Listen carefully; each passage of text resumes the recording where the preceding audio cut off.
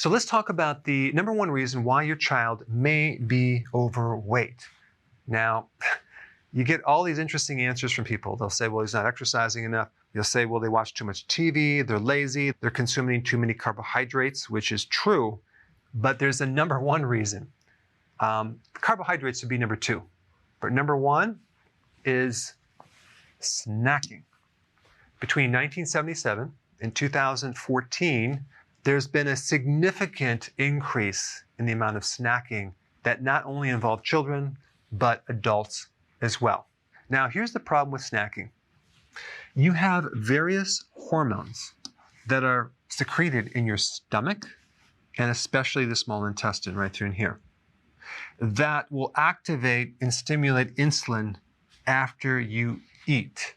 So it's not just about the carbohydrates.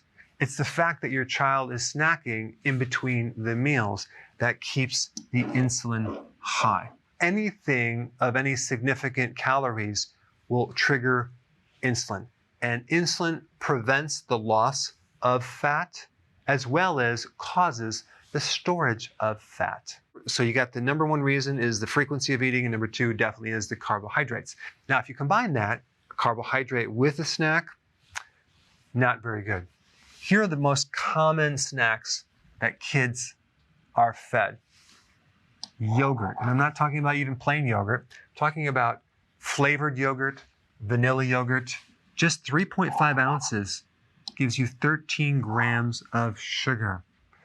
Then you have popcorn, which is low fat and fiber. It's very, very high on the glycemic index. Turns into sugar and will spike the blood glucose very, very fast. And then we have applesauce, which is basically concentrated sugar because it's taking an apple with the fiber and then cooking it, pasteurizing it. And so it's very, very high on the glycemic index as well. Number four, energy bars.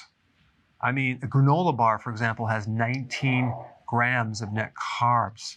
Way too much.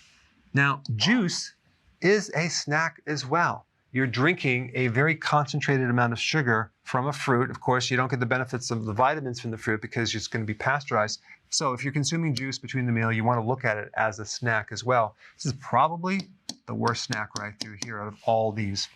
And then we have number six, crackers and peanut butter. Now, the problem is that peanut butter usually has added sugar.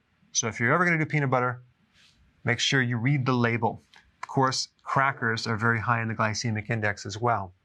And then we have apples. Now you might say, well, wait a second, apple is a fruit. Fruit has been altered over the years to make it very, very sweet. Apples on average contain 19 grams of sugar, and that's just way too much sugar. In fact, even before I started doing keto, I had a little pizza crust around my waist, and I wasn't eating any of these, but I sure was eating a lot of apples. So this whole concept of eating an apple a day will keep the doctor away is not exactly true. Well, maybe if you actually shot the apple at the doctor hard enough, it will keep the doctor away, but apples are definitely not on the list. All right, so if you have children and you want to make a transition, the first thing you need to do is go through your cupboard and your refrigerator and get all the snacks that are high in carbohydrate out of the house. Just make some agreements that you're not going to carry it in the house anymore. You can do like a little gradual thing where you replace it with celery and peanut butter without sugar. Cucumber and hummus might be an alternative snack. And then avocado and salsa might be a good snack as a transition, or even an egg. But ideally, you don't want to give your kids any snacks. Have 3 meals, okay? Make sure they're nutrient dense. Make sure they have enough calories and enough healthy fats. But listen, your kids don't need snacks. They're not going to starve to death. In fact, if you cut down the carbs and the snacks, you're going to find your kids are going to be way more focused. You're going to find that their mood is so much better.